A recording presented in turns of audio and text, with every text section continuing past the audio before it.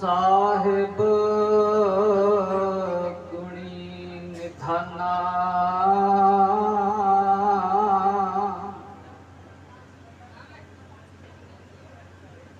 तुमरी महिमा बरन न सकों। तू ठाकुर ऊच भगवाना,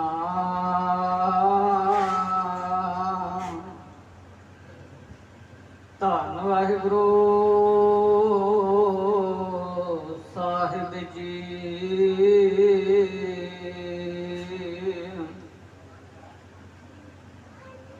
बलिहारी गोरे अपने,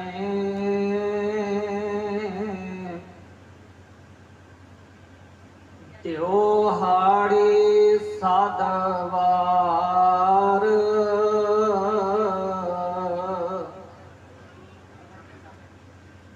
जिन मानस ते देवते किए,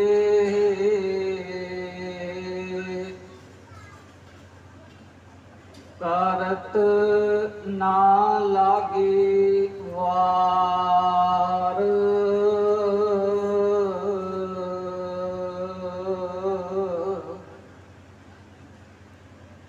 परम सत्कार्यो चवर छतर तखत दे मालक शब्द गुरु,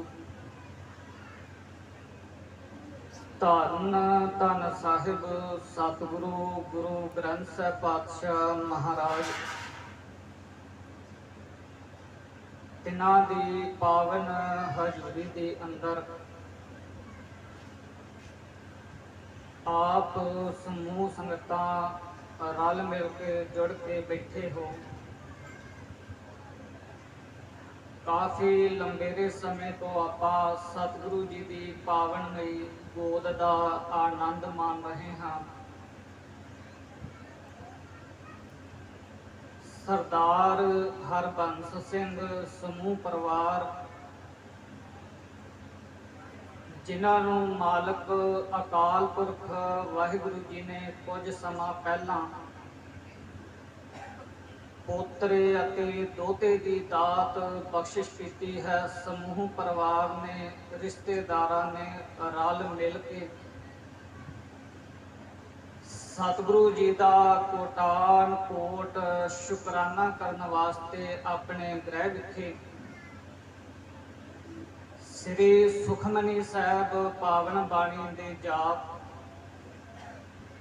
उपरंत गुरमत विचारां दा ये दीवान सजाया है। आओ आपां जितने भी रल मिल के बैठे हाँ, समय दे अंदर रहिंदियां होया गुरबाणी दी विचार नूं श्रवण करन दा यतन करिए। जिस पावन सलोक दा पाठ हुणे आपां बड़े प्यार अदब सत्कार सहित श्रवण कीता है। ये पावन सलोक जगत गुरु धन गुरु गुरु नानक साहब पातशाह महाराज, तिन्हां दी मुखार बिंद रसना तो उचारण किया होया आसा राग दे अंदर साहिब श्री गुरु ग्रंथ साहब पातशाह महाराज जी दे पावन अंक 462 दे उत्ते सुभायमान है। जिन्हां दे पावन कीर्तन आपां रोजाना गुरुद्वारियां दे अंदरों आसा जी दी वार दे श्रवण करते हैं। पहली पौड़ी का पहला सलोक आपां विचारण का अते समझण का यतन करना है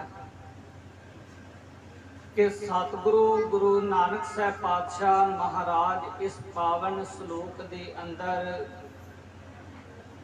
साडे सन्मुख की विचार बख्शिश करते हैं। आओ विचारां की आरंभता तो पहला कलगीधार पातशाह महाराज द्वारा बख्शिश की हुई पावन फतेह प्रवान करिए। कोई भी रसना गुरफतेह तो वांझी ना रहे। बड़े प्यार अदब सत्कार से फतेह प्रवान करो अते सारे आखो जी वाहिगुरु जी का खालसा वाहिगुरु जी की फतेह। सतगुरु गुरु नानक साहब पातशाह महाराज विचार बख्शिश करते हैं, बलिहारी गुर अपने दियो हाड़ी सद वार, मैं अपने गुरु तो कुर्बान जाना है, मैं अपने गुरु तो सद के जाना है। दियो हाड़ी दिहाड़ी दे विच 100 वार अनेकां वार क्यों? हुण सवाल ये पैदा होता है कि मैं किसे तो कुर्बान जावां, इसका मतलब उसने मेरे वास्ते कुछ ना कुछ चंगा किया। आपां आम समाज संसार दे अंदर उस मनुख दा अत धन्नवाद करते हैं जिन्हां ने साडी जिंदगी दे अंदर कोई साडे वास्ते नेक काम किया होवे। सतगुरु गुरु नानक साहब पातशाह महाराज उस गुरु दा अकाल पुरख दा शुकराना करदे होया विचार बख्शिश करते हैं। क्यों शुकराना करते हैं? पातशाह महाराज कहन लगे, जिन मानस ते देवते किए करत न लागी वार, मैं इस वास्ते गुरु तो अकाल पुरख तो सदके जाना हाँ, क्योंकि उन्हें आम मनुखा तो दैवी गुणा वाले चंगी सोच वाले देवते बना दिते हैं, चंगी सोच वाले दैवी गुणा वाले मनुख बना दिते हैं। इस वास्ते मैं उस मालक अकाल पुरख का शुकराना करता हाँ, उस मालक तो सदके जाना हाँ। हुण गुरु के सवारिओ, गुरु की लोड़ नूं जदों सतगुरु जी की पावन बाणी ने साडे सन्मुख रखिया, एक उदाहरण बड़ी प्यारी पातशाह महाराज जी ने बाणी के अंदर वरती। कई बार सवाल शंके मना दे विच असीं पैदा कर लेने हाँ कि बाणी पढ़ांगे फायदा की होएगा, बाणी दे जाप करांगे फायदा की होएगा। सगों गुरु के सवारिओ असीं ओ कर्मां नूं ज़्यादा महानता दे दित्ती जिन्हां दा सिੱਖੀ दे विच कोई भी नामो निशान कोई नहीं। असीं गुरु तो कुर्बान गुरु दा नाम वरत के ओ कर्म करदे हाँ जिन्हां तो गुरु ने सानू वरजिया। ਜਿਹੜੇ ਕੰਮਾਂ ਤੋਂ ਸਤਿਗੁਰ ਦੀ ਬਾਣੀ ਨੇ ਸਾਨੂੰ ਰੋਕਿਆ ਹੈ, ਅਸੀਂ ਮਨ ਦੇ ਵਿੱਚ, ਕਿਉਂਕਿ ਅਸੀਂ ਆਪਣੀ ਸਿਆਣਪ ਮਨੁੱਖਤਾ ਦੇ ਸਾਹਮਣੇ ਰੱਖਣ ਵਾਸਤੇ ਅਸੀਂ ਇਸ ਗੱਲ ਦਾ ਦਾਅਵਾ ਕਰਦੇ ਹਾਂ कि जो मैं कह दिता वो ही सच है, अखीर सच वो ही है, इस तो अगे का सच कोई नहीं। गुरु के सवारिओ ये बड़ा वड्डा भुलेखा है। सच बहुत कुछ है ते सच जरूरी नहीं कि जिहड़ी गल मैं कही होवे वो ही सच होवे। मेरे तो अगे सोचण वाले भी बहुत हैं। पातशाह महाराज जी ने जदों गुरु की लोड़ दसी तो पातशाह महाराज ने एक उदाहरण, एक एग्जाम्पल वरती। पातशाह महाराज कहन लगे, जिवें मछली पानी तो बिना जीवित नहीं रह सकती। आप सारे समाज संसार के अंदर निगाह मार के वेख लीए, जिन्ने मर्जी उद्यम जिन्ने मर्जी उपराले कर लीए कि मछली नूं पानी तो बिना जिउंदे रखना है। दुनिया के अंदर अजिही कोई ताकत नहीं कि मछली नूं पानी तो बिना जिउंदे रखा जा सके। ज्यों मछली बिन पानी है त्यों जीवन पाव है। मछली का जीवन पानी तो बगैर कादा। ते इसे तरीके दे नाल गुरु तो बगैर एक सिख का जीवन कादा। जे गुरु जीवन दे अंदर नहीं, जे गुरु वाली सोच नहीं, फिर ते हनेरा ही जीवन दे विच आवेगा ना।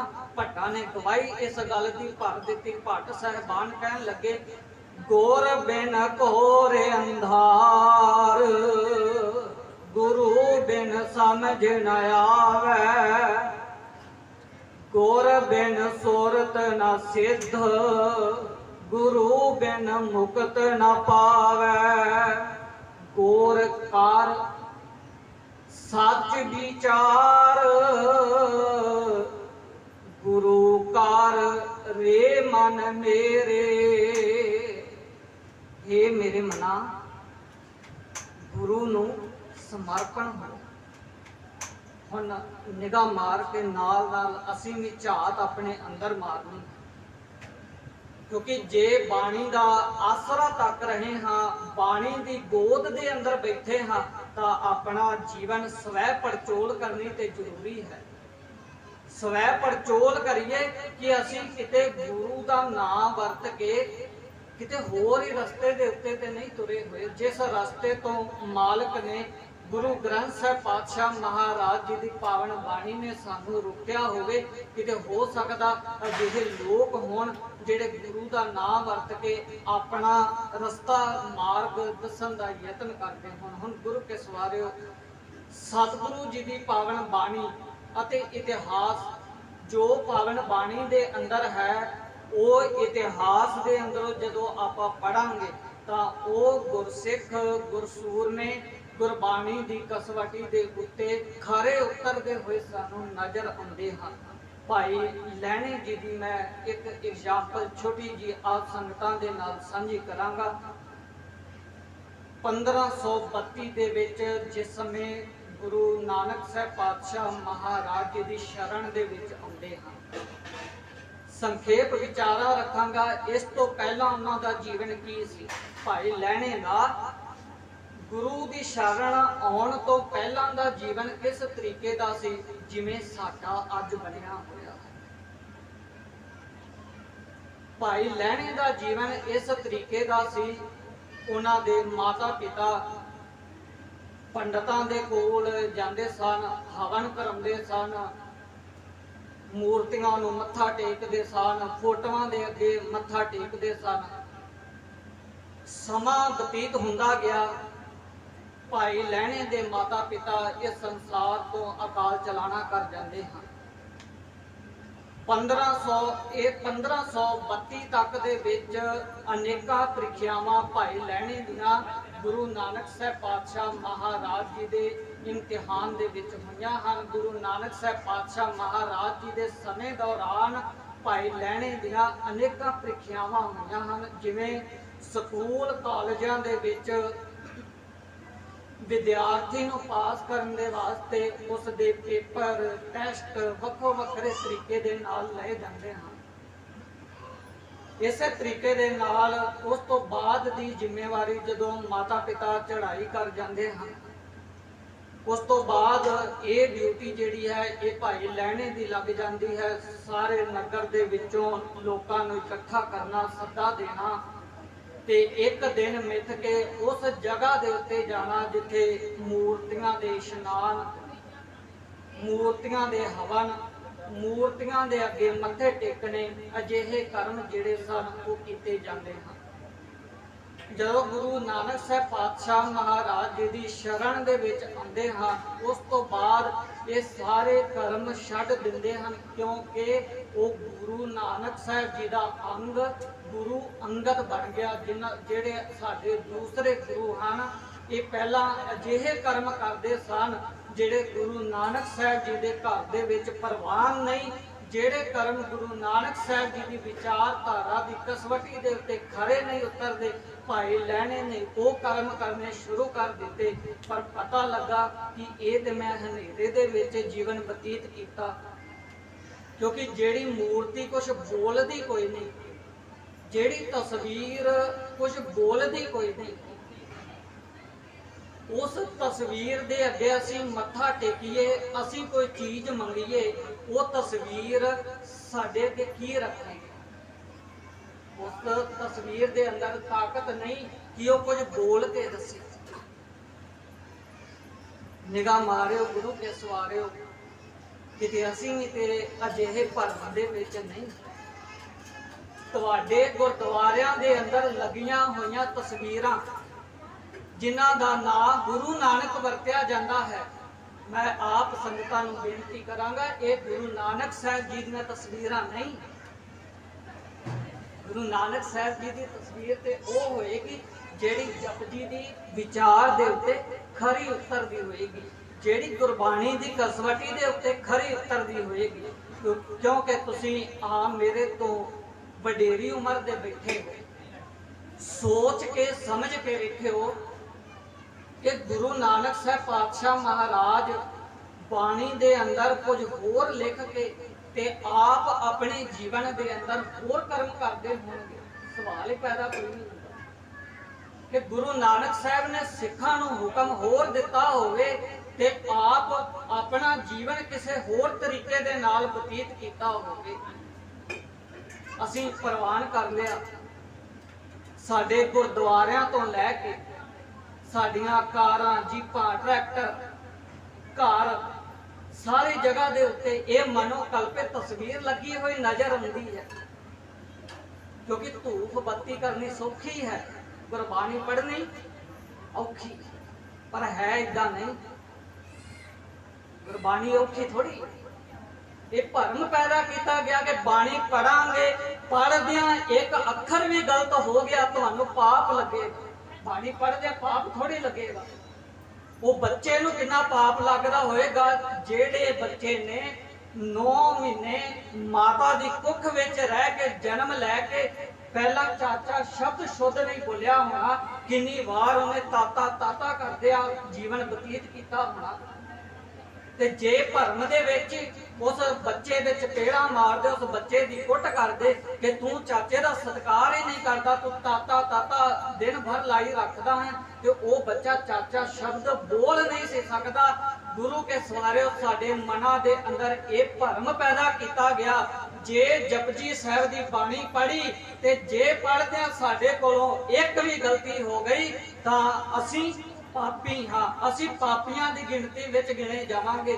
ते मैं अक्सर संगतां नूं सवाल करदा, जे बाणी पढ़दियां गलती कीतियां पाप लगदा है, जे बाणी पढ़ी ना फिर की लगेगा?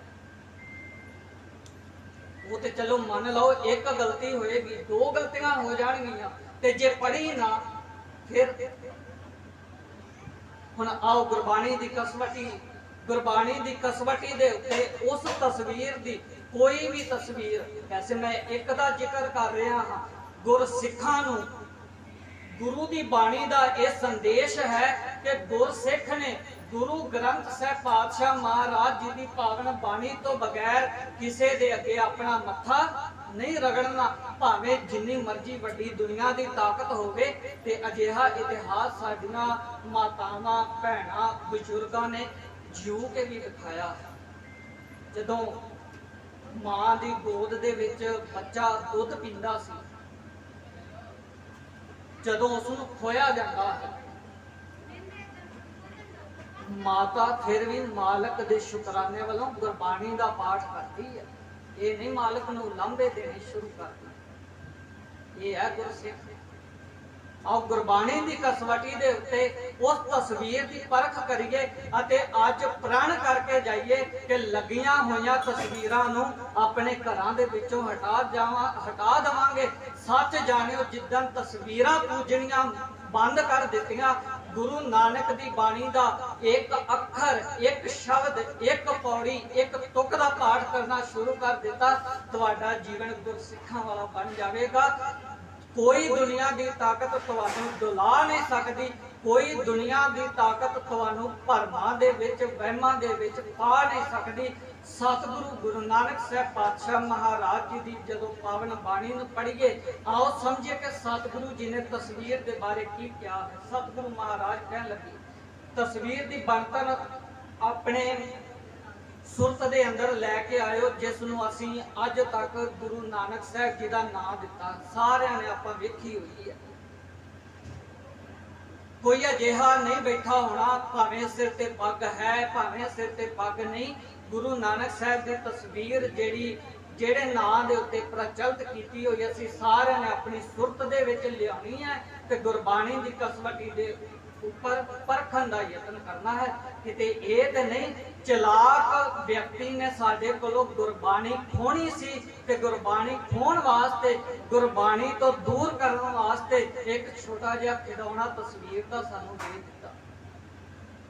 परख करके देखिए सतगुरु महाराज जी की पावन बाणी दे बोल। सतगुरु महाराज कहन लगे, गली जिना जप मालियां जिन्हां दे गलां दे विच मालावां पाईयां होईयां ने।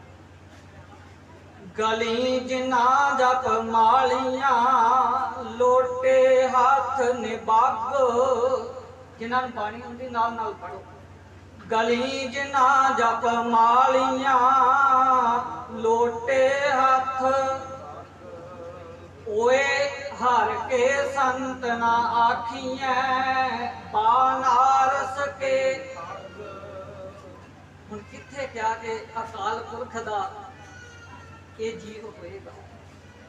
असी गुरु नानक नूं गुरु नानक रहन दिता कि बनारसी ठगां दे विच गिणती करवा दित्ती। साडे तो वड्डा पापी कौन होएगा? असी गुरु नानक साहब नूं गुरु नानक साहब नहीं रहन दिता, असी ते बिगाड़ स्वरूप बिगाड़ के रख दिता।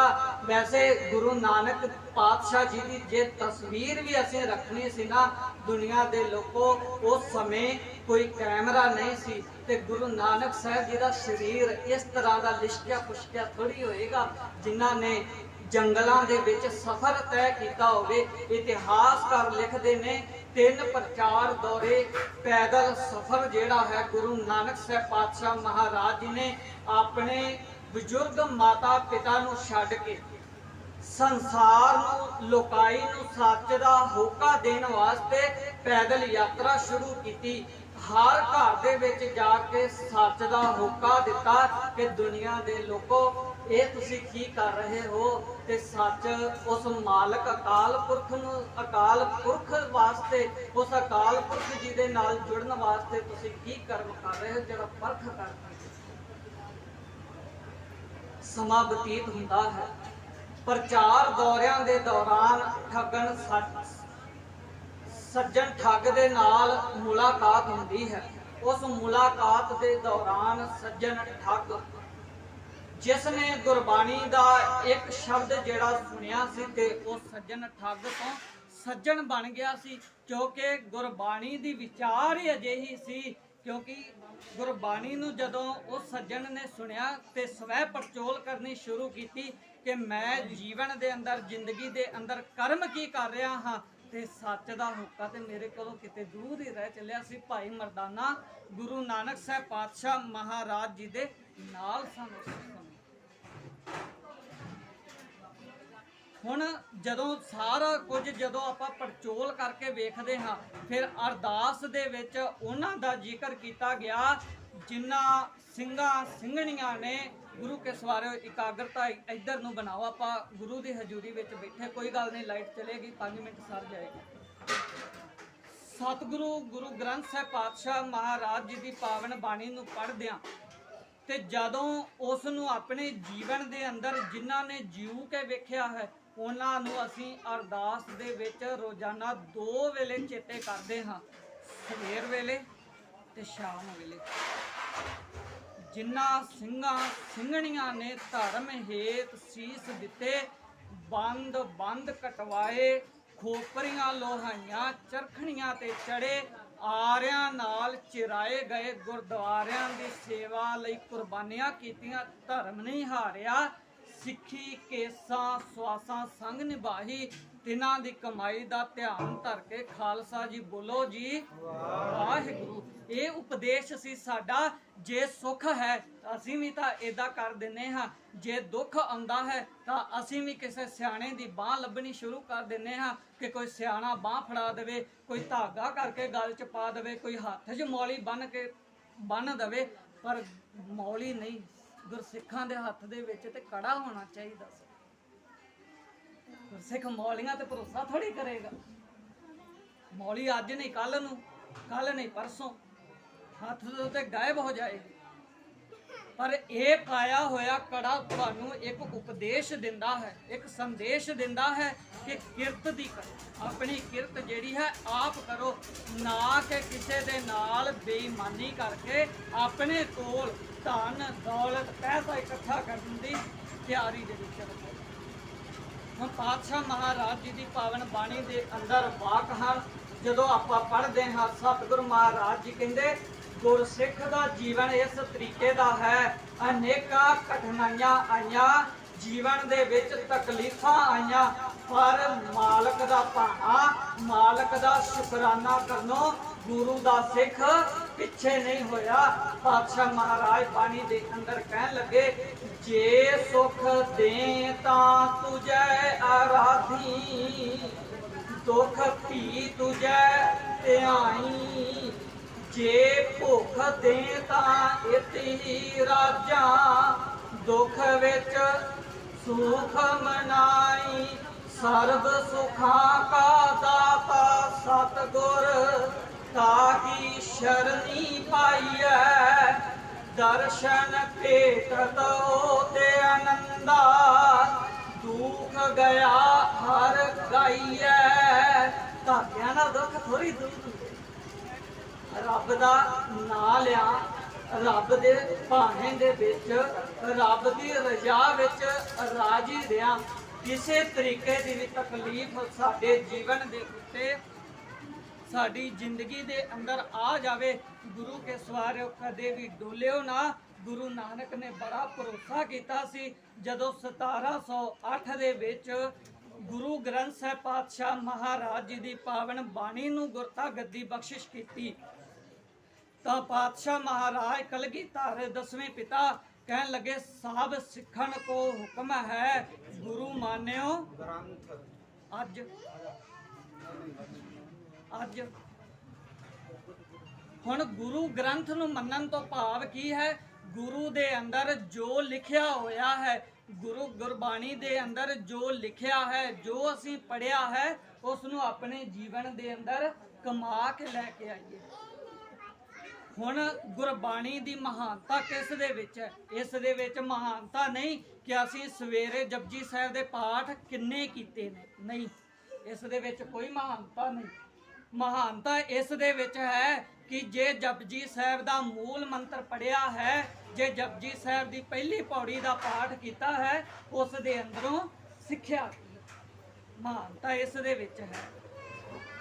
ते असीं होर ही फलां दे चक्करां दे विच पाए होए हां, गिणतियां दे विच पै के असीं सतगुर दी बाणी नूं पढ़दे हां। सतगुर दी बाणी ने किते भी ये विचार गुरसिखां नूं नहीं दिते कि गुरबाणी दा पाठ कीतियां आ दुख दूर होएगा, आ गुरबाणी दा पाठ कीतियां पुੱਤ दी दात बख्शिश होएगी, आ कर्म कीतियां आ बाणी दा पाठ करिया आ होएगा।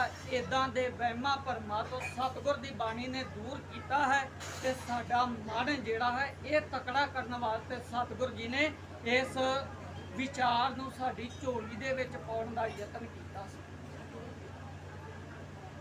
ते असीं सतगुर जी की झोली दे विचों विचारां नूं ग्रहण करना सी, पर असीं सतगुर जी की बाणी दा नाम लैके वो कर्म करते नजर आने हाँ जिन्हां तो सतगुर की बाणी ने वरजिया है। ते इस दे पिछे मैं बेनती करा, गुरु के सवारे तुहाडी गलती कोई नहीं। इस दे विच गुरुद्वारे दा ग्रंथी, इस दे विच गुरुद्वारे दा प्रचारक, इस दे विच गुरुद्वारे दियां बनियां होईयां कमेटियां ये दोषी हैं।